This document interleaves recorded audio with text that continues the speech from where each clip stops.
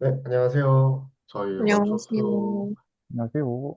완초수 2기 18번째 시간이고요.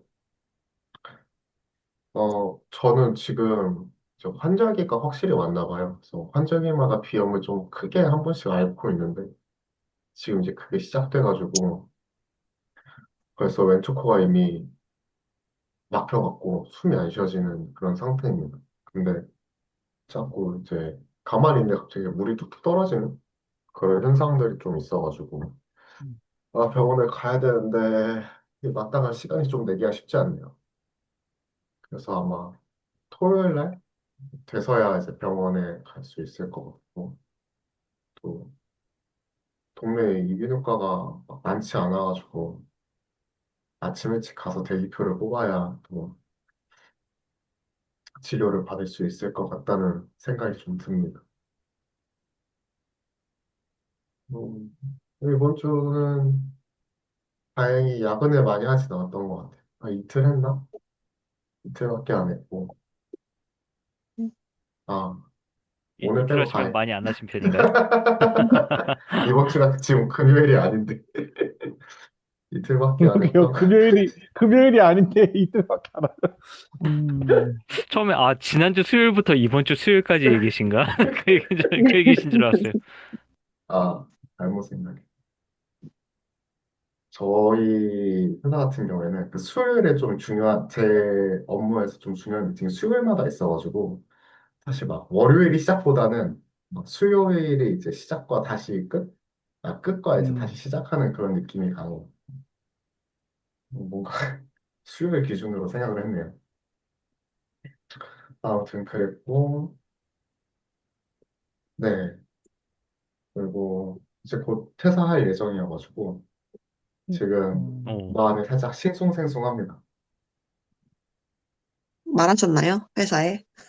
회사에다 말을 했고 어, 최종 일자까지 딱 집어서 나 이때까지는 무조건 나갈 거다. 해서 이제 어셉 해주셨고요.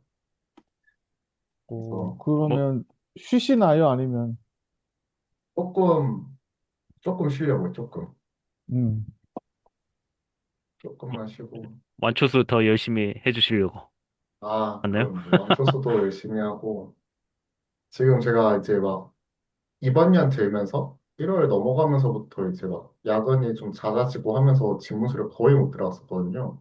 네. 그래서 그거 좀 리캡도 해야 되고 좀 또 잘 생각해 보면은 기억이 안 나요. 그래가지고 시간 되면은 나중에 이승원 선생님하고 김영원 선생님 노시는 판에 잠깐 껴가지고 한번 너무 영광이죠. 너무 좋네요. 아닙니다. 상상만 해도. 네. 그런 시간대 좀 갖고 네, 하면서 아마 좀 제가 하고 싶었던 것들 좀 하는 시간대 많이 가질 것 같아요. 확실히 그거 되게 중요한 것 같아요. 저도 덕분에 요즘에 하고 싶었던 것들 되게 많이 하는데 오, 굉장히 네, 뭐 스쿠버 다이빙 하거나 뭐 내일은 낚시하러 가거든요. 오, 멋지십니다. 되게 완전 와. 액티비티를 많이 또 아직 하시나 보네요. 오키나와에 계신가요? 네, 아직 오키나와에 있어서 최대한 하고 싶은 거 해야지 이 생각이 들어서 네, 그래서 물 관련 이렇게 막 스포츠를 아, 좀 하고 있어요. 네, 그래서 와, 오키나와에서 네, 물이 그래도 나름 오키나와는 그 동남아처럼 이렇게 깨끗한 편이어서 네, 그래서 많이 많이 여기저기를 가고 있습니다. 그건 좀 부럽네요. 아니에요. 저는 하고 싶은 거 생각했을 때, 일주일 동안 도서관에 틀어박혀 있어야지 이런 생각을 했었는데, 그런 것도 있지, 참.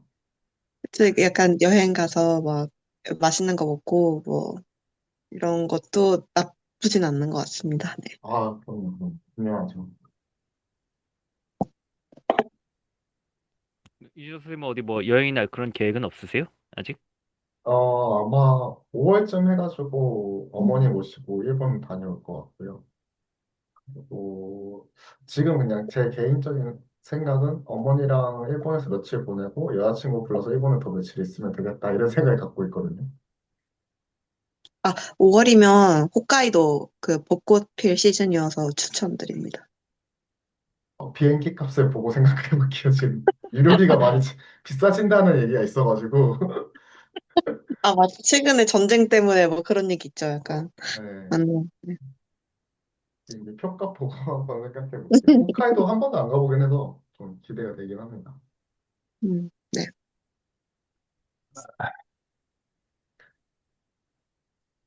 다른 분들 어떻게 지내셨나요? 저는 조금 저녁을 늦게 먹었습니다. 네. 오늘 저녁은 어떤 걸로? 오늘 저녁은 피자 먹은 다음에, 약간 아쉬운 것 같아서 비빔면을 하나 끓여 먹었습니다. 오, 오.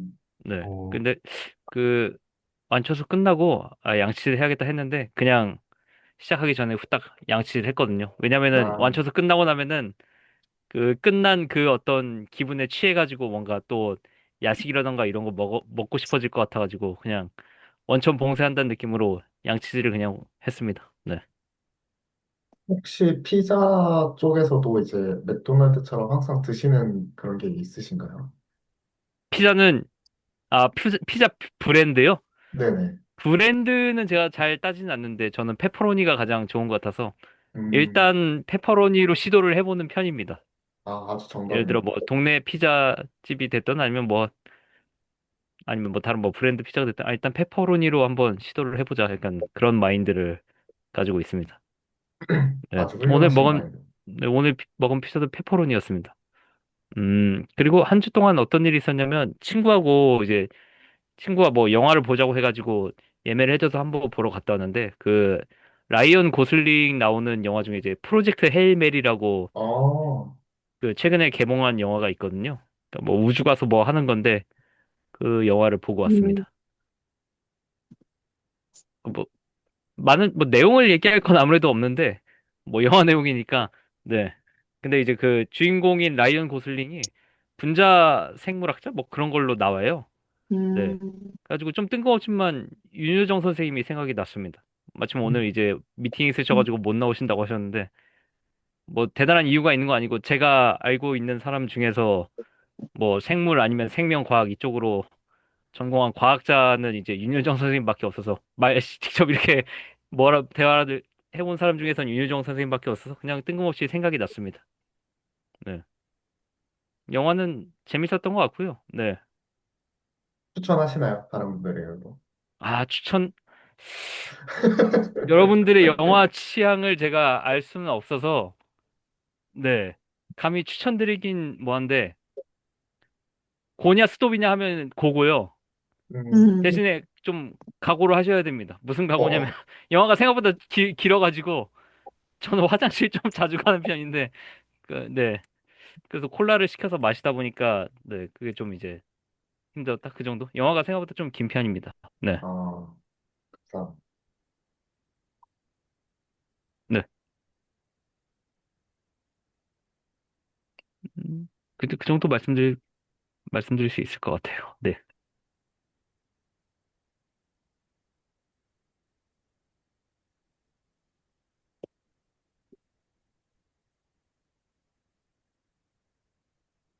뭐, 제가 지목해야 되네요? 다음 분? 아니, 아, 아닙니다. 저 사실 제가 오늘 좀 되게 지금 멍한 상태라서 네, 오늘 좀 많이 피곤하네요. 네, 재활 치료도 갔다 오고 회사 일도 하고 또 뭐 이것도 하고 저것도 하다 보니까 좀 피곤해서 멍한 상태인데 네, 네. 저는 이거 레코드 되는 거니까 다이어트를 하기로 결심을 했고요. 어,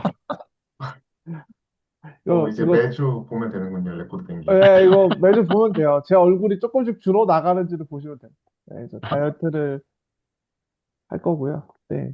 도저히 이 상태로는 안 될 것 같아서 음, 건강상의 이유로라도 좀 해야 될 것 같습니다. 그래서 다이어트를 좀 할 거고.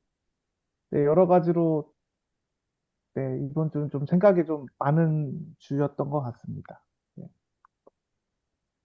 그래서 이제 한국 날씨가 조금씩 따뜻해지고 있잖아요. 그러면 그렇죠. 고양이들도 약간 그 거리두기 모드가 이렇게 되나요? 약간 좀? 그렇죠.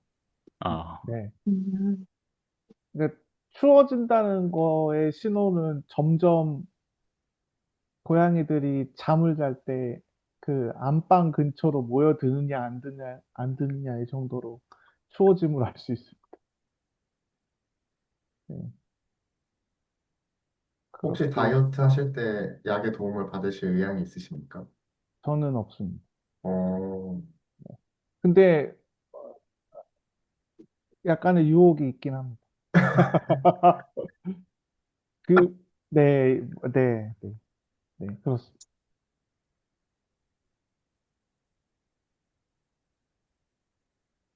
네.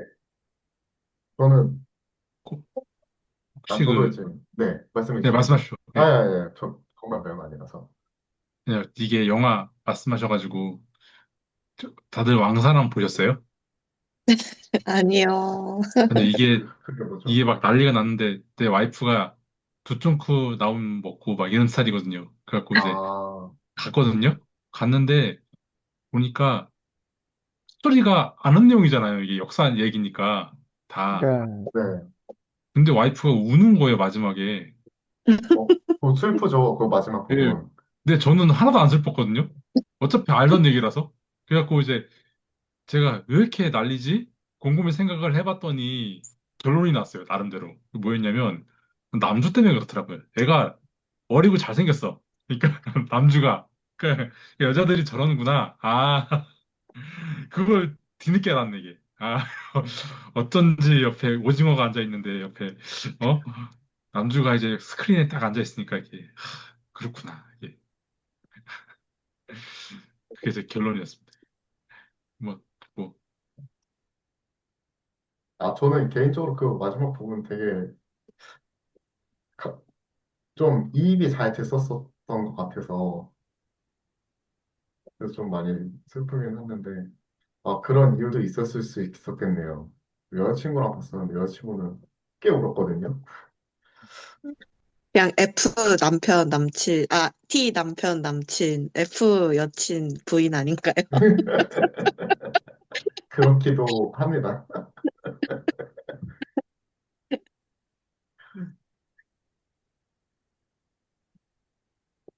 제가 이 직업을 선택하지 않았으면 아직 F였을 텐데 아무튼 제가 이제 이 직무 관련된 일을 시작하면서부터 성향이 바뀌어가지고 신기하더라고요. 원래 항상 ENFP 나왔었는데 복수 전공하기 전까지만 하더라도 하고 나서부터는 항상 ENTP가 나오더라고요. 음. 그래서 이게 좀 되게 관련이 있긴 한가 보다 그런 생각이 좀 들더라고요. 그러면 어떻게 예상하세요? 이번에 퇴사하시고 나면 다시 롤백 될 것 같으세요? 한 일주일 정도 소설책에 파묻혀 있으면 F로 돌아올 것 같아요. 어, 그냥. 이번에 그 이제 제가 그 이제 이것도 말이 길어지는데 짧게 말씀드리면은 제가 유튜브 좀 많이 보는데 그 중에 미니사 TV의 김민경 그 편집자님이 계세요. 근데 이제 그 비주류 경제학이라고 토스에서 관리하는 채널이 하나 있는데 거기서 이제 그 이제 쇼미 심사위원회하고 이름이 좀 그래가지고 그리고 그 김강진이하고 세 명이서 토크하는 거 보다가 미음사라는 곳에서 되게 고전 그런 문학들 되게 많이 출판을 많이 하고 있고 그래서 그런 것들을 한 일주일 동안 계속 읽어볼 생각을 갖고 있어가지고 그거 한번 하면은 아마 F로 돌아오지 않을까 그런 생각 좀 갖고 있긴 합니다. 고전 문학이요? 네네. 고전 뭐 예를 문학은 들면 어떤 게 아까 있을까요? 뭐 대표적으로는 뭐 안나 카렐이나 그런 것들도 있을 수 음. 있고 사실 이제 어, 문학 작품들을 많이 보지는 않았었거든요 어렸을 때 오히려 그냥 뭐 한국 소설, 일본 소설 좀 신간인 그런 1900년대 후반부터 나왔었던 그런 소설 위주로 많이 읽어봐서 한번 다른 것들을 경험해보고 싶고 네 그렇습니다. 안나 카레니나? 많이 들어본 것 같은데? 되게 유명한 책으로 톨스토이인가요? 음.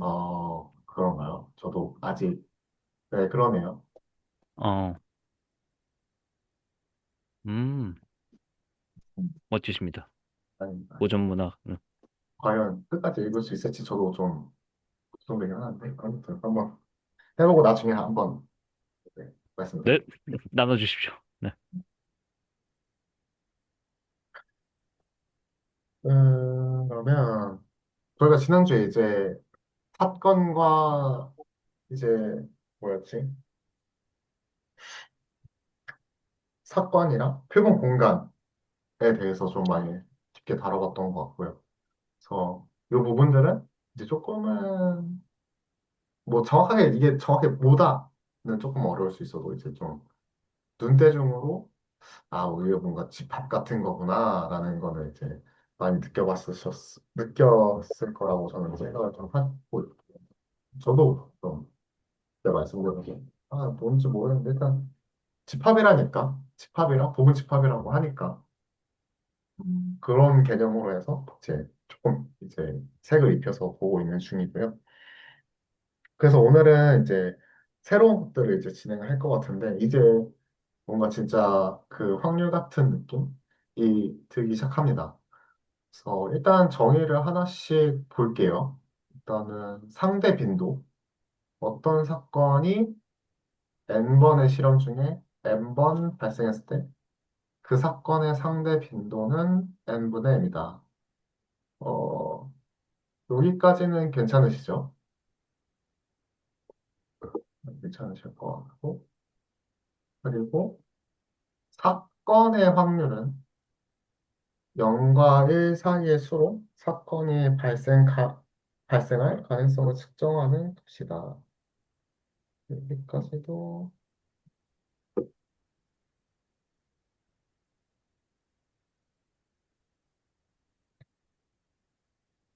괜찮으실 것 같고요. 어, 전 여기서부터 살짝 좀 그런데요. 경험적 확률, 사건의 상대 빈도에 기반한 확률, 이전 실험의 결과를 바탕으로 얻어진 확률이다. 음, 사건의 상대 빈도에 기반한 확률.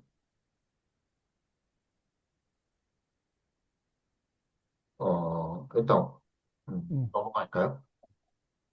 일단 한번 쭉 읽어보고 다시 한번 되짚어 볼게요. 네, 네. 이론적 확률이 있는데, 요거는 이제 확률 이론과 규칙에 따라 얻어진 확률. 발생해야 할 확률에 기반한다. 일단 오케이. 단순 기본 사건. 하나의 표본점이나 실험의 하나의 결과만 포함하는 사건. 음, 잠깐만. 그냥 표본점 하나 자체도 사건이라고 볼 수 있는 거겠네요, 지금. 그쵸? 왜냐면 사건이 이제 그 표본 공간에 있는 만들 수 있는 어떤 부분 집합들 중에 하나니까 하나짜리도 부분 집합이 될 수 있으니까 오케이. 하나의 표본점이나 실험 하나의 결 실험의 하나의 결과만을 포함하는 사건. 오케이. 확률 분포는 표본 공간의 각 기본 사건의 확률을 할당하는 표나 그래프다. 그러니까 저런 기본 사건들의 어떤 그 사건의 확률들을 이제 표로 정리하거나 이렇게 뭐 빈도수를 찍는다거나 히스토그램을 그린다거나 이런 그래프를 의미하는 것 같고요.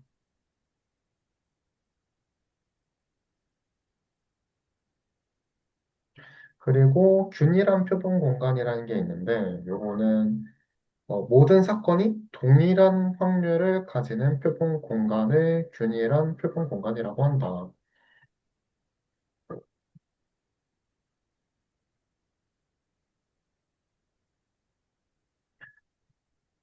일단은 기본적인 정의는 여기까지인 것 같아요.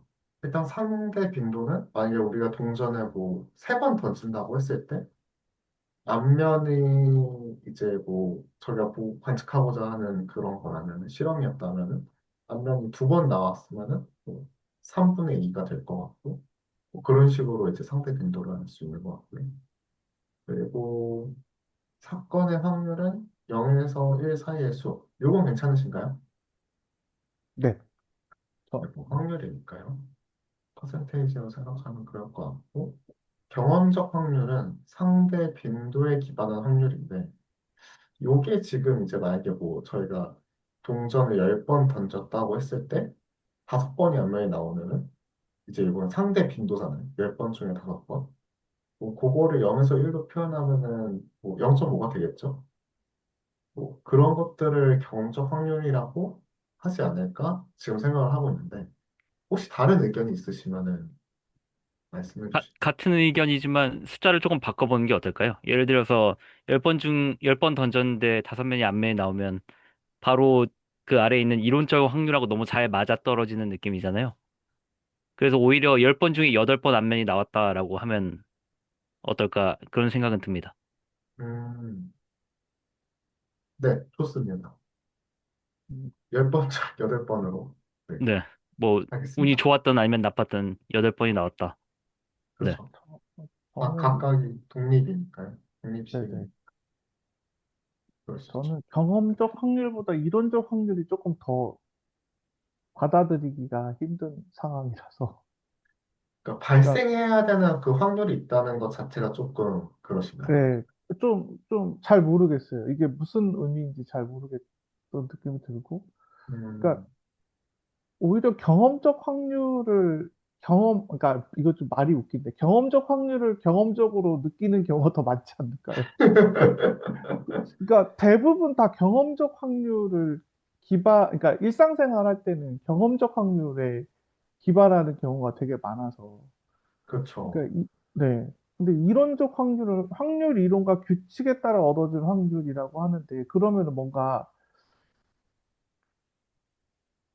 이게 확률이 아니라 그냥 뭐 뭔가 규칙적으로 발생하는 어떤 패턴이 있나 뭐 이런 생각도 들고 이걸 음, 그러면 확률이라고 할 수 있나 뭐 이런 생각이 들어갖고 조금 네 저는 헷갈리네요. 네. 그런데 저는 이승원 선생님이 얘기해 주신 부분 중에서 우리는 보통 경험적 확률에 일상에서 더 많이 기댄다라고 하는 부분 자체는 과연 그럴까 하는 생각이 들긴 합니다. 예를 들어서 우리 주사위를 던졌을 때 각 1부터 6까지 각각 나올 확률이 6분의 1이다. 아니면 동전을 던졌을 때 앞면이 나오든 뒷면이 나오든 어쨌든 확률이 2분의 1이다라는 거는 저희가 경험적 확률에 그렇게 그 신뢰를 두고 있다기보다는 오히려 이론적 확률에 네, 신뢰를 두고 있지 않을까? 라는 생각이 듭니다. 예를 들어 동전을 우리가 지금까지 살면서 동전 던진 그 통계를 저희가 다 머릿속에 집어넣고 다닌다거나 하는 건 아니니까요. 아 네. 제가 말씀드린 경험적 확률은 진짜 감에 가까운 겁니다. 그러니까 제가 이 경험적 확률을 경험할 확률이 그러니까 좀 많은데요. 제가 자주 하는 게임이 주사위를 기반으로 하다 보니까 아, 네네. 네 던졌는데 6이 나오는 경우는 제가 안 좋을 때만 6이 나오거든요. 어떤 상황에서든지. 그래서 그런 경험을 기반으로 봤을 때는 막 그런 미신적인 부분이 들어간다거나 그런 경우가 있어서 좀 그런 맥락으로 말씀드리긴 했어요. 뭐 예, 저도 로또에 한 번도 된 적이 없습니다. 매주 누군가는 된다고 하는데, 그 누군가 어, 정말 저도 그렇습니다. 로또가 한번 돼봤으면 좋겠습니다. 그러면 조금 좀 치사하게 따져보면 예를 들어 김승희 선생님이 로또가 된 적이 없다고 하시잖아요. 네. 뭐 그러니까 1등이 된 적이 없다는 말씀이신가요? 아니면 진짜로 뭐 4등도 한 번도 안 됐다는 말씀이신가요?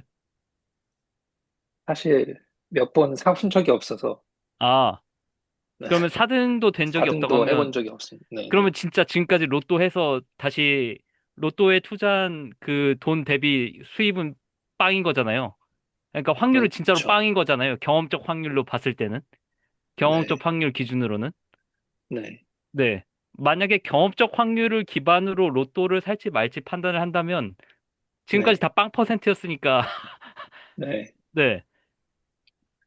안 산다는 그런 판단이 나야 되는 거 아닐까요? 그런데 어쨌든 사신다는 거 보니까 뭐 계속 꾸준히 하지만 사시는지는 저는, 모르지만 네. 네, 합리적이지 않기 때문에, 네. 여태껏 빵 퍼센트였어도 계속 살 수는 있긴 합니다. 아, 저도 좋아합니다. 저는 저도 사실 합리적이지 않아서 네. 로또를 잘 안 했지만 특별한 이유가 있어서 하게 됐습니다. 저는 말씀해 거의 주실 그렇게 건가요? 합니다. 네. 네. 저는 딱 한 번 3등이 돼본 적이 있습니다. 와, 3등이면, 와, 몇백만 원 나오나요? 100, 한 25만 원 정도 와, 받았던 것 같아요. 네. 아, 맞다. 5등까지 있죠? 그러고 보니까 4등이 네. 아니라, 그 부럽습니다. 이후로 계속 삽니다. 아, 아, 그게 한번 맛이 네. 들려버리셨군요. 제가 3등이 되고 나서 좋았던 느낌이 아니라 매우 불쾌한 감정을 얻었거든요. 아, 몇 개 더 맞췄으면은 내가 이걸 그런 하나 더 느낌이. 했었어도. 맞습니다. 그리고 나서 계속 사게 되더라고요. 아, 음, 역시 인간은 꽤 합리적인 근데 척하지만 그렇진 않군요. 아, 네. 아주 불합리적. 이거 전에가 뭐였죠? 확률 전에 저희 순혈과 통계였나요? 조합. 아, 순열 조합 이게 그다음에 요 챕터 전에가 통계였나요, 혹시? 아니요, 통계는 따로 없었고요. 네. 저희 잠깐 보여드리면 이 위가 뭐였더라? 위에가 이 위에는 뭐 뭐 사건, 표본원감, 뭐 실험, 사건. 네. 네. 아, 용어, 확률 그렇군요. 용어. 네. 음, 여기까지는 뭔가 이제 집합의 느낌이 나는데 음. 이 이후 지금 새로 우리가 그 이제 바라본 정의들은 다 굉장히 집합인가 싶은 좀 느낌이 나긴 합니다.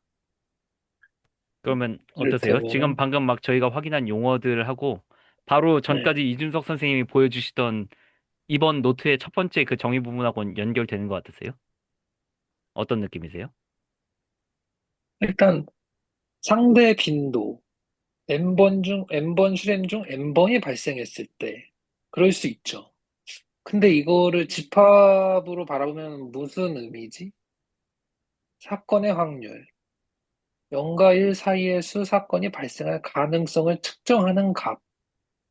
그럴 수 있는데, 이거는 집합과로 봤을 때 뭐지? 이제 계속 이 집합 위에서 이걸 어떻게 올려놓고 집합을 바라보는 거지? 아니면 집합과 별 상관이 없나? 약간 이제 이런 생각들이 왔다 갔다 하게 되는 거죠. 그럼 이제 이렇게 생각해 보실 수도 있을 것 같아요. 어떻게 생각하냐면요. 저희가 계속 네, 앞에서 동전 던지기 했잖아요. 이 네, 동전 던지기의 시행 횟수는 우리가 네, 관측할 건 앞면이 나오는 음. 거를 이제 관측을 할 거예요. 네, 그러면 이제 표본 공간에 이제 어떤 우리가 이제 실험을 세팅했으니까 표본 공간이 하나 만들어졌죠. 네, 그러면 이제 우리가 몇 번을 실행을 할 건데 네, 그러면 이제 뭐 예를 들어서 지금 5개로 5번 시행을 한다고 쳐요. 그럼 연속해서 네, 5번을 던질 거잖아요. 네, 그러면은 이제 뭐 앞면 앞면 뒷면 뒷면 뒷면 뭐 이런 것들이 하나하나가 다 이제 표본점이 되겠죠. 그러니까 그 네, 표본점이 된다는 거고 그러면은 이제 표본점들이 만들어졌으면은 우리가 그것들을 이용해서 그 원소 엘리멘트들을 이용해서 어떤 부분 집합들을 규정할 수 있겠죠. 네, 뭐 앞면이 2번 이상 나온 경우들, 앞면이 다섯 네, 번 이상 나온 경우들 이런 식으로 네, 저희가 사건들을 모을 수 있을 거예요. 네, 그러면 이제 뭐 저희가 총 시행 횟수를 200만 번 했는데 음, 2번 네, 이상 나온 그 가지의 수를 하면은 네, 200만 번 중에 이 M 우리가 원하는 2번 이상 발생했던 거의 개수는 그러면 음, 이제 그게 상대 빈도가 되지 않을까. 이제 카운팅을 음. 하기 시작하는 거죠. 집합에서. 이것도 그러면은 다 카운팅과 연관된 거라고 볼 수 있겠네요.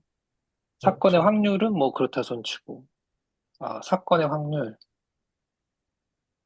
어, 단순 사건은 단순점이고, 확률 분포, 할당하는 편합을. 이 뒤에 확률 분포나 균일한 표본공, 확률 분포는 좀 봐야 될 것 같긴 하네. 네, 알겠습니다. 일단 그 정도도 저는 괜찮은 것 같아요. 네, 제가 좋습니다. 살짝 소름 돋는 부분이 있는데 여기서 공유해도 괜찮을까요? 아, 예, 네. 예. 네, 너무 좋습니다. 저는 이 정의를 읽었는데요. 제가 좀 여기저기 많이 알아봤어요. 알아보니까, 그러니까 제가 알아낸 건 뭐냐면 상대 빈도 있잖아요. 상대 빈도는 경험적 확률하고 같은 거예요. 근데 이제 그 두 개 차이가 뭐냐면은 상대 빈도는 그냥 n번 실험해서 n번 발생한 거죠. 그 차이, 여기까지가 비율, 그러니까 일종의 비율인 거고, 그리고 경험적 확률은 이걸 계산한 값이에요. 그냥 아웃풋인 거예요. 쉽게 말하면. 그 차이로 저는 이해하고 있어요. 근데, 그러니까, 어? 그리고, 네, 말씀하십시오. 아, 죄송해요. 말 끊어서 죄송한데, 만약에 10번 중에 8번 됐으면 10분의 8이잖아요. 네. 아, 그거를 0에서 1 사이의 수로 바꾸면요? 그러면 이제 10분의 8이 되잖아요. 예, 예, 그러면은 예. 그게 상대 빈도인 거고, 그걸 약분을 하든 뭐가 됐건, 그러면 그거 0.0, 얼마일까요? 10 나누면 0.0, 0.8인가요? 0.08인가? 아무튼, 그게 이제 경험적 확률이 되는 거죠. 그래서, 음, 그러면은 경험적 확률과 이론적 확률은 차이가 뭐냐 하면, 제가 파악한 바로는 경험적 확률은 실측값이에요. 자연계에 있는 실제 뭔가 발생한 거를 가지고 음, 그 중에 뭐가 일어날 확률, 블라블라. 그게 경험적 확률이고요. 이론적 확률은 그냥 균일하게 그냥 이론 확률인 거예요. 그래서 주사위 6개 칸이 있으면 그 중에 뭐 3이 나올 확률 6분의 1. 딱 이렇게 시어리컬하게 해석하는 거, 이거를 이론적 확률로 이해했어요. 그래서 이게 두 개가 용도가 굉장히 다르다. 그러면은 제가 어디서 소름 돋았냐면은 이건 제 경험을 하다 보니까 그런 건데 그 예전에 혹시 학위 석사 쪽 가실 분들 이미 갖고 계신 분도 계시겠지만 저는 뭐가 고민이었냐면 여태껏 이런 게 있었어요. 그 실험 같은 걸 하려면요 장비가 비싼 게 필요하고요 가난한 랩에 가면은 살 수가 없어요. 근데 논문을 잘 써야 돼요. 그래 졸업이 되니까. 그럼 막 비싼 장비도 사야 되고 막 뭔가 환경이 갖춰지면은 실험을 해볼 수 있잖아요. 그럼 논문을 쓸 수 있잖아요. 근데 어떤 교수님이 신기한 얘기를 하는 거예요. 뭐라고 얘기냐면 수학적으로 계산해서 증명이 되면 그 논문이 좋은 논문이 될 수도 있다라고 얘기를 하는 거예요. 저는 이해가 안 갔던 게, 저는 공대생이고 수학자가 아닌데 어떻게 그 좋은 논문이 나와? 이랬거든요. 근데 이번에 논문 박사 주면 알게 됐어요. 뭐냐면 확률론 기반으로 준비를 했는데 이론적 확률을 쓰면 돼요. 그럼 데이터가 없어도 돼요. 이게 되더라고요. 근데 그게 10년 전 트렌드인데 지금은 모르겠어요. 지금 무조건 데이터가 있어야 되고 구현을 해야 되고 그래야 공학 논문으로 인정을 받거든요. 최근에는 그런 경향이 있지만 여전히 수학적으로 그 증명했을 때 인정받는지는 공대 논문으로서 가치를 받는지 모르겠지만 어쨌든 졸업은 했거든요. 그래서 이게 용도의 차이예요. 사실 보면은 제가 이야기는 그래요. 그래서 그 이론적 확률을 여기서 나오더라고요. 이게 굉장히 소름 돋았죠. 아, 이래서 이랬구나. 완초제에서. 예, 이상입니다. 그럼 저 질문이 있는데요. 예, 그 예. 경험적 확률이라는 건 이게 제가 지금 느끼기로는 아, 그러니까 경험적 확률은 현실을 기반으로 하잖아요. 실험을 기반으로 예, 하잖아요. 왜냐하면 이게 무한히 할 수는 없잖아요. 어떤 네네네. 대상을 확인할 때. 근데 이론적 확률은 사실 주사위를 던졌을 때 각 면이 나올 확률이 6분의 1이라는 걸 이제 이론적 확률이라고 봤을 때 이게 무한 횟수를 상정하고 하지 않나요? 그러니까 이론적 확률과 경험적 확률의 좀 큰 차이점은 그러니까 유한에 기반을 하냐, 무한에 기반을 하냐, 이 차이로 뭐 구별할 수 있는 어떤 그런 예, 저 부분이 있을까요? 공감합니다. 실제로 어, 공감해요.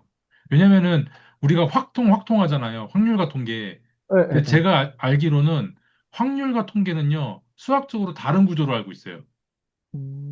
물론 뭐 또, 밖에 다른 뭐 직문수 가면 또 탈탈 털릴 얘기일 수도 있는데 저는 제가 알기로는 범위를 그렇거든요. 근데 이게 왜 그러냐면 경험적 확률은 통계 기반으로 된 확률로 저는 바라보는 거예요. 근데 이론적 확률은 필요 없어요.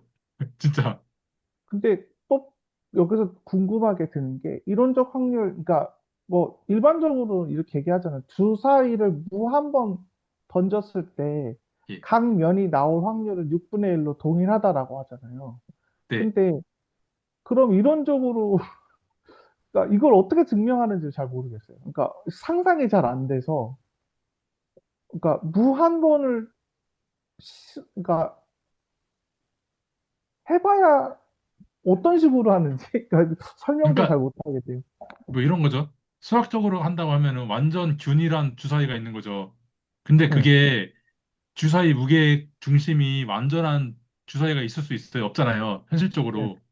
그럴 경우는 이제 주사위가 완전 동일하게 떨어질 확률이야. 1부터 6까지를 어썸션, 가정을 해놓고서 그거를 수학적으로 프로브를 한다.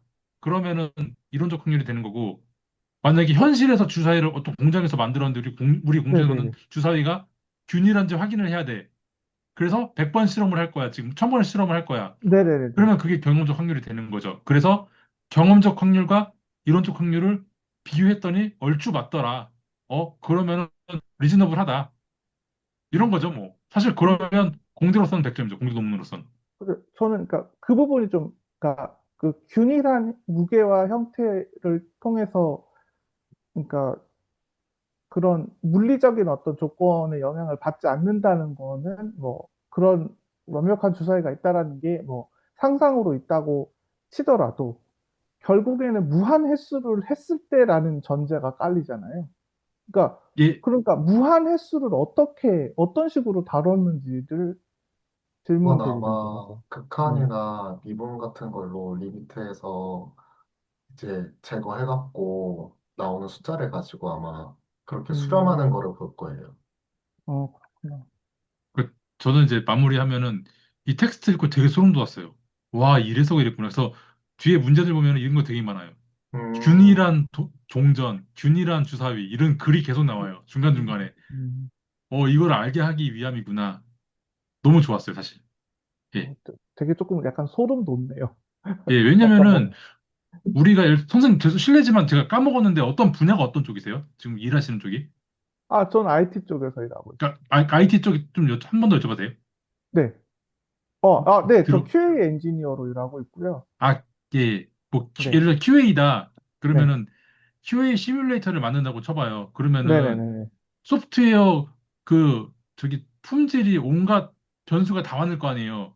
그렇죠. 네. 이걸 선생님이 다 실측을 해서 그 통계를 모아가지고 확률을 계산하는 거랑 네. 수학적으로 모델링해서 선생님이 시뮬레이터를 만든다고 가정을 해보세요. 네네네. 그러면은 후자도 가능하지 않겠어요? 이걸 확률을 되게 가능하죠. 잘하면. 예, 예, 예, 가능하죠. 제 얘기 네. 그 말씀 드리는 거예요. 제가. 네네네네. 네. 예, 죄송합니다. 이상입니다.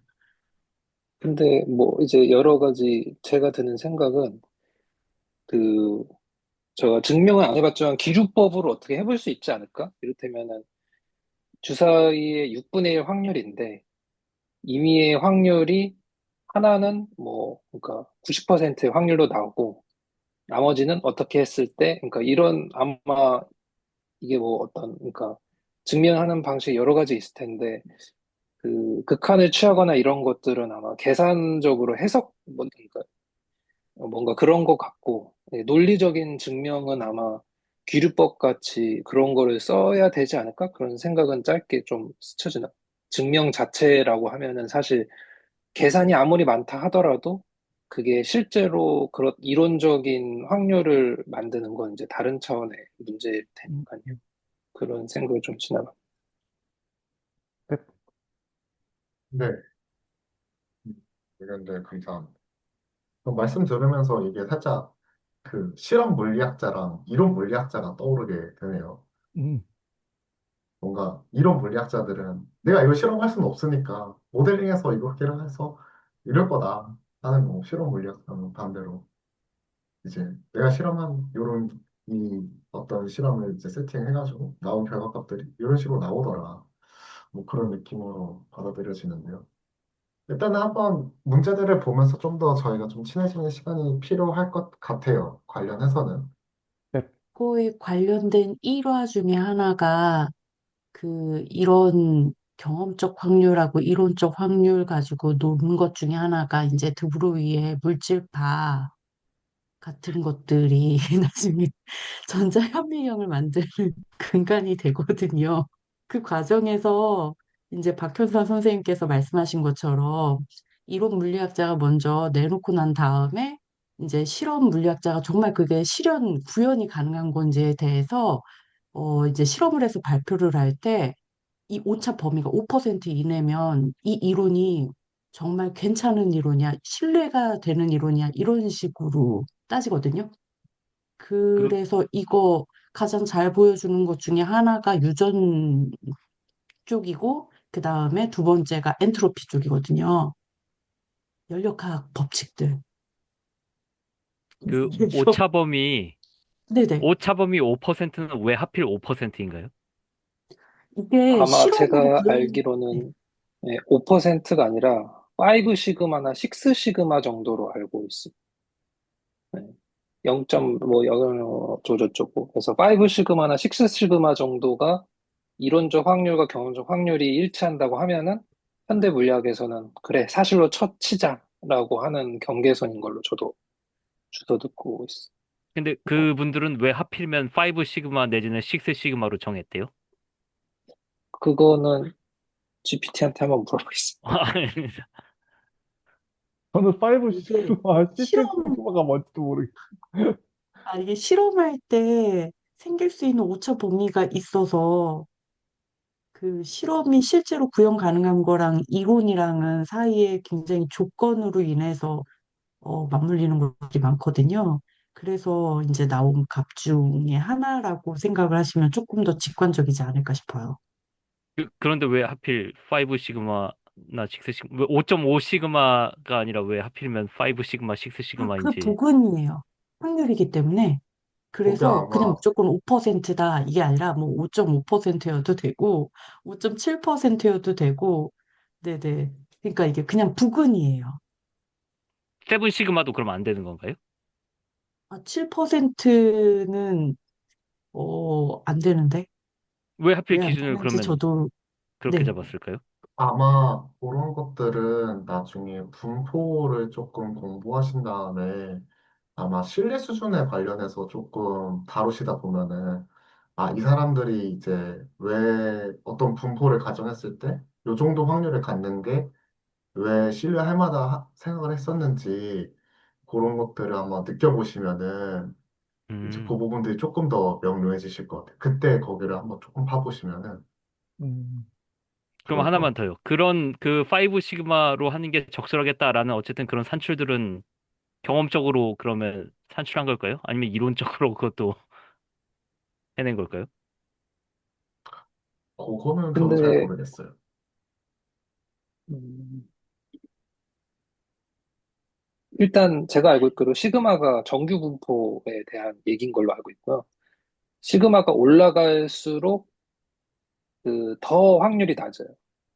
그래서 잠깐 찾아보니까 3 시그마는 뭐 P값 기준으로 0.0027이라고 하네요. 그래서 꽤 드물고 5 시그마는 거의 우연이 아니라고 하고 6 시그마는 사실상 우영 불가 수준이라고 하더라고요.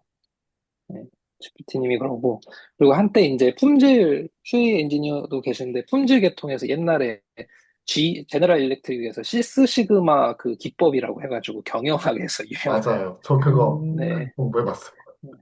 네, 그래서 일단 되도 않는 얘기인데 결론은 그런 거 이제 방법론만 이제 쫓다가 사실은 이제 엔지니어링은 꼭 방법론만으로 되는 것 같진 않아요. 아무튼 이제 근데 0.0000001%의 오차 수준 뭐 거의 이 정도 수준이라고 네. 음. 신세기 에반겔리온에도 중간에 식스 시그마 정도의 아무튼 확률 뭐 대사를 하나 치는데 아무튼 이상입니다. 감사합니다. 잘 들었습니다. 거의 그래서 경험적 확률에 이론적 확률을 했고 사건도 괜찮은 것 같고 음, 확률 분포는 이제 사건의 확률에 늘 이제 모아놓은 음, 어떤 그거를 이제 분포라고 보는 것 같고요. 균일한 표본 공간은 각 사건에 일어날 확률이 다 균일할 경우에 저희가 균일한 표본 공간을 갖는다고 하면 될 것 같습니다. 다음 문제 한번 바로 풀어보도록 하죠. 네. 예제 8번입니다. 숫자가 1부터 4까지 적힌 카드를 뽑고 그 번호를 기록한 후 카드를 다시 덱에 넣는 실험을 가정하시오. 다음 확률 분포는 100번의 실험 후 작성된 것이다. 확률 분포가 적절한지 판단하시오. 확률 분포가 적절한지 판단하시오. 제가 생각했을 때는 다 합치면서 1이 나오면 될 것 같긴 한데요. 네. 왜 그렇게 생각을 했냐면, 결국에 하나의 그 각각의 이제 사건들의 확률이 결국에 지금 이제 실험을 한 거니까 경험적 음, 확률이고, 결국 n번을 했을 때 n번이 나와야 되니까, 거기에 결국에는 이제 0에서 1 사이로 만들면 확률로 만들 수 있을 것 같고, 그러면 거기에 다 더해졌을 때 1이 나오면은 뭐 결과가 어떻든 간에 일단은 실험한 결과에 대해서는 확률 분포가 적절하다고 판단할 수 있을 것 같다는 생각이 들긴 하는데요. 네. 혹시 다른 방법으로 또 생각하시는 분들이 계시면. 저는 이준호 선생님이 말씀해주신 의견에 네, 동감합니다. 네. 일단 적절하냐, 안 적절하냐, 둘 중에 하나 찍으라고 하면 적절하다고 찍을 것 같고요, 저는. 일단 적절한지 판단하라고 하는데 적절하다는 게 뭔지에 대한 얘기가 없잖아요. 네. 어떤 확률 분포가 적절하지 않다는 게 뭔데에 대한 그렇게 네, 뭔가 쓸만한 정보를 제공해 준 것 같지 않아요, 지금까지. 그래서 그냥 적절하다. 이렇게 나왔는데 뭐 어쩌라고. 이 정도로 저는 그냥 생각하고 있습니다. 뭐, 저도 동의하고요. 이 수를 다 더했을 때 1이 나오면 적절하다고 생각을 하고, 뭐, 만약에 1을 초과하거나 또는 1보다, 좀 작다거나 이러면은 애초에 실험 자체를 잘못했거나 아니면, 하다가 뭔가 빼먹은 게 있거나 뭐 이런 상황일 것 같아서, 네, 저도 동의합니다. 그, 이게 저도 공감을 하는 이유가 뭐냐면은 확률 분포를 다 합치면 결국 이게 단순 사건들이 쭉 있는 거잖아요. 이게 다 합치면 1이 되잖아요. 이게 이론적 확률이나 경험적 확률이나 모든 확률은 다 1이거든요. 그래서 제가 뭐 하나 말씀드려보면은 예전에 그 공집밥급의 떡밥을 하나 뿌려버리면 왜 확률은 1인가? 이거 가지고 밤새 얘기할 수 있을 것 같아요. 근데 왜 1이 되는가? 1이여야 되는가? 그거 있잖아요. 그런 생각을 했습니다. 음, 어, 아, 이런 적절함에 이런 거는 안 들어가는. 이를테면은 이론적 확률과 경험적 확률이 너무 차이가 난다든지 이런 거는 적절함과 상관없는 건가요? 뭐 동전 던지기를 어, 했는데 앞면만 1000만 번 했는데 99만 번 정도가 앞면이 나왔다. 이런 거. 근데 그거는, 제가 유튜브에서 6년째 주사위를 계속 던지는 영상을 본 적이 있거든요. 그 사람이 뭘 했냐면, 실제로 진짜 많이 던지면 던질수록 우리가 생각하는 그 이론적 확률과 비슷한 그 수치가 나올까라고 해서 처음에 100번 던졌는데 좀 안 맞는 거예요. 그리고 그 다음에 200번 던지고 300번 던지고 그 사람이 결국 10,000번까지 던지는 걸 봤거든요, 제가. 근데 얼추 비슷하게 나와요. 한 10,000번 와, 정도 던지면. 그래서 생각보다 한 10,000번 정도만 그 10,000번도 굉장히 힘든 작업, 고된 노동이 들어가는 행위이긴 한데, 얼추 10,000번만 해도 왜 이론적 확률과 접근하는 어떤 수치들을 관찰할 수는 있더라고요. 그래서, 뭐, 진짜 말씀하신 것처럼 진짜 10,000번 던졌는데, 어, 그렇죠. 한 6만 엄청 왕창 나오거나 뭐 이럴 수도 아예 그런 확률이 없는 건 아니니까. 네, 근데 비교적 비슷하게 나오는 것 같아서 신기하긴 했었습니다. 네. 제가 이번에 그 논문 쓸 때 교수님한테 엄청 깨지면서 논문 썼는데 이게 그 N개를 기준으로 하시더라고요. 논문 쓸 때. 제가 N개가 음. 도대체 몇 개입니까? 그랬더니 무지하게 많은 거라고 얘기를 하더라고요. 그게 얼마나 많은데요? 그러니까는 더 묻지 말라고 짜증을 막 내더라고요. 그러니까 뭐 그렇게 되면 얼추 맞나 보더라고요, 이게 두 개가. 아무튼 뭐, 그렇습니다. 만 번이라는 것도 사실은 어떻게 보면 작다고 하면 작은 횟수이긴 한데, 그래도 좀 신기하긴 하더라고요. 다시 돌아와서 김승기 선생님 질문으로 돌아가면은 이제 그러니까 확률 분포가 적절하냐인 것과 음, 음, 음, 그 경험적 확률과 이론적 확률의 차이가 없어야 되는 게 확률 분포가 적절한지에 대해서는 생각을 조금 해볼 필요가 있어 보입니다.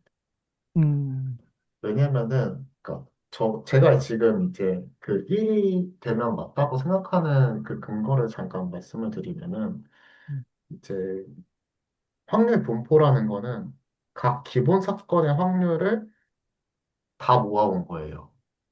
근데 기본 사건이 뭐냐면, 하나의 결과만을 포함하는 사건이에요. 그럼 하나마다 사건의 확률을 저희가 구할 수 있어요. 음, 0에서 1 사이의 수로. 근데 이 사건의 총 개수는 어차피 n번이에요. 음, 그러면은 각 사건을 다 더하면 다 어차피 0에서 1로 표준화를 했으니까 음, 스탠다드제이션을 했으니까 그러면 어차피 1이 나올 수밖에 없는 거죠. 음. 그 제 사건의 논리는 수가 아니라 실험의 수가 100번, 그 100회요? 예, 예, 예. n번에서 그 나오는 그 사건의 사건 수. 음, 네, 감사합니다. 아무튼 제 논리는 그런 거였어요. 어, 확률 분포라는 게 1이 나올 수밖에 없겠구나. 음, 일단은 그냥 그건데, 물론 이제 확률 분포가 적절하다라는 말이 조금 애매모호하긴 해요. 음, 적절한 확률 분포가 도대체 뭔데? 그 적절한 네, 그 저도 그게 의문입니다. 그런데 김승기 선생님이 해주신 얘기를 듣고 저는 어떤 생각을 했냐면요. 그러니까 이 어떤 경험적 확률과 저희가 예상했던 이론적 확률과의 어떤 차이를 기준으로 어떤 확률 분포가 적절한지 판단해 보는 것은 어떠냐 이런 식으로 제가 그 이해한 바로는 그렇게 말씀을 해주신 것 같아요. 그런 제시가 좋은 출발점이 될 수는 있는데 그러면 여전히 그럼에도 불구하고 제가 드는 의문이 뭐냐면 여전히 어떤 애매모호함이 남아있다고 생각하는데 그러면 경험적 확률하고 이론적 확률하고 얼마만큼 차이가 나면 적절한 거고 얼마만큼 차이가 더 벌어지면 적절하지 않은 거냐에 대한 논의가 또 추가로 필요할 것 같거든요, 여전히. 그런 점에서 아직, 5 시그마요. 5 시그마. 아, 5 시그마요? 아, 네. 아까 그거요? 아, 이게 그리고 이제 네, 보면은 예, 말씀하시죠. 하나 더 궁금한 게 이제 아까 원 선생님께서 말씀해 주신 것이 결국에는 뭔지 모르겠지만 큰 수의 법칙 같은 것 같은데 이 큰 수의 법칙 같은 것도 확률이라고 하는 그 학문 안에서 다루나요? 정말 그냥 몰라서. 이를테면은 동전 던지기 한 10번까지는 앞면이 9번 나올 수도 있잖아요. 근데 그쵸, 말씀하신 그쵸. 것처럼 뭐 10,000번 정도 하면은 앞면 뒷면이 0.5, 0.5 거의 비슷비슷하게 떨어질 것 같긴 한데 그런 게 그런 중심각한 정리 같은 거 아닌가요? 그런 게 뭔가 있나 보군요. 네, 알겠습니다. 있을 거라 기대하고 있겠습니다. 아닌가? 저도 이게 좀 그런 거 있습니다. 가물가물해가지고. 그 리틀의 법칙이라고 또 있긴 합니다. 마이크로 한 거. 뭐 그런 것도 있어요. 확률로 반대로. 들어가면은 리틀 법칙이라고 해서 뭐 그런 거 있어요. 그 뭐죠? 밸런스 이퀘이션 막 그런 거 있어요. 음, 용어 쓰면 안 되는데 아무튼 그렇습니다. 근데 그건 아무튼 근데 제가 말씀드리고 싶은 거 뭐냐면은 이 문제만 해도 그렇거든요. 이게 P1, P2, P3, P4가 보면은 theoretical probability가 이론적 확률로 치면은 4분의 1, 4분의 1, 4분의 1, 4분의 1이에요. 전부 다. 네 개 다가. 간극이 있잖아요. 이것도 신기하더라고요. 이것도 그러면은 여기 실제 나온 실제 경험적 확률과 4분의 1, 4분의 1, 4분의 1, 4분의 1 이런 확률 간극이 좀 있는데 이게 4분의 1 비율이 4분의 1이 맞다고 이렇게 되는 거죠, 사실. 그것도 참 의아했습니다. 예.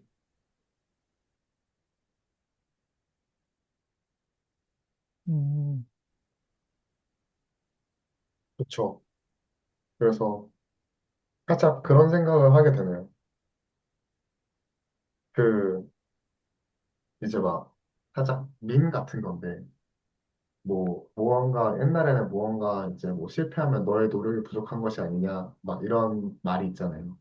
그런데 이제 요즘은 뭘 실패하면 너의 돈이 부족한 것이 아니었냐, 이런 밈들이 있긴 하거든요. 네, 그런 그렇죠. 것처럼 만약에 이론적 확률이 나오지 않았다면 너의 실행 횟수가 부족했던 것이 아니었냐, 이런 생각이 조금 음, 들긴 하네요.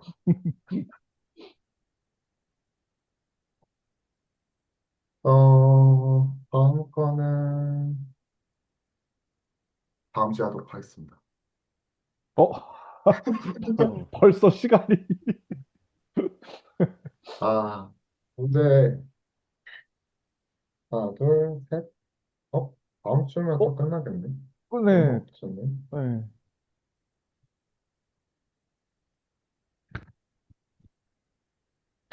아무튼, 안 남았네요. 시간이. 저는 오늘 그 9번 문제? 8번 문제를 통해서 뭔가 그 상대 빈도부터 확률 분포까지 좀 이어지는 느낌을 받아서 일단 그 부분이 되게 좋았고, 그리고 김승기 선생님이 해주셨었던, 의아해하셨던 그 앞에 있었던 내용과의 그 뭐랄까 연결점이 좀 안 보이시는 것 같은 느낌이 들었는데, 그거를 그냥 제 직관으로 그냥 말씀을 드리면서 뭔가 좀 아직은 이어지는 느낌이 저는 들어서 그 부분이 조금 좋았고, 그 부분이 또 앞에 집합이랑도 연결되니까 어, 아직은 그래도 한 울타리에 있는 느낌이 들어가지고 살짝 안도를 했습니다. 다른 분들은 어떠셨을까요? 처음에 저는 그 단어라고 해야 될까요? 정의를 볼 때, 저도 뭐 예를 들어서 상대적 확률이라던가, 아니면 뭐 단순 사건, 뭐 일반 사건, 그런 개념들은 잘 이해가 안 가는데, 그 주변에 있는 다른 그 정의들을 보니까, 아, 얘가 이런 내용이겠구나 하면서 좀 더 받아들이게 된 건 있는 것 같아요. 예를 들어서 뭐, 상대적 확률인가? 그거 바로 밑에 있는, 그게 뭐였더라? 저 이론적 정답 확률이요? 까먹었는데. 네, 이론적 확률을 보니까, 아, 상대적 확률을 이 얘기하는 거겠구나 하고, 좀 알게 된 게 있고, 감을 잡게 된 것 같고, 뭐 또, 일반 사건, 단순 사건은 이건 또 뭔 소린가 했었는데, 그 아래에 있는 확률 분포 얘기를 보니까, 아, 얘는 그럼 이런 얘기 하겠구나 하고 조금, 네, 그렇게 가닥을 잡게 된 그런 느낌입니다. 그런 거 있고, 어, 뭐였더라? 파이브 시그마는 뭐 솔직히 그렇게 마음에 들진 않습니다. 네.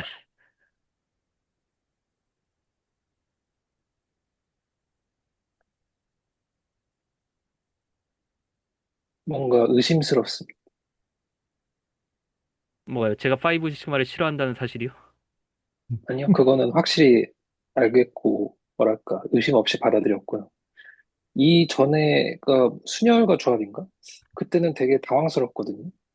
근데 제가 알고 있는 확률과 통계의 당황스러움이 여기서 지금 안 나오고 있어서 채널지기님이 뭔가 난이도 조절에 실패했나 싶은 생각이 잠깐 들고, 네, 분명히 훨씬 더 제 기억에는 당황스러웠던 것 같은데 학창 시절 때 기억을 더듬어 보면 그런 생각이 짧게 스쳐 지나갔는데 모르죠. 내일 또 남은 두 개의 문제가 저한테 어떤 충격을 선사해 줄지.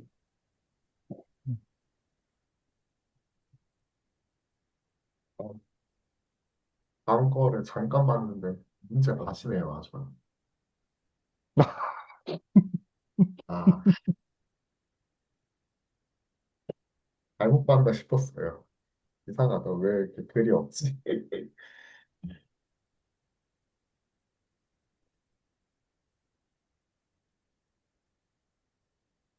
네, 그러면 오늘 여기까지 하도록 하겠습니다. 오늘 참석해 주셔서 너무 감사드리고요.